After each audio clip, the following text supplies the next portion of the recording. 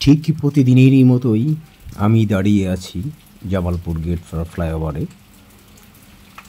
এমন সময় একটি বাতাসে চোখ পড়ে গেল রেল স্টেশনের দিকে।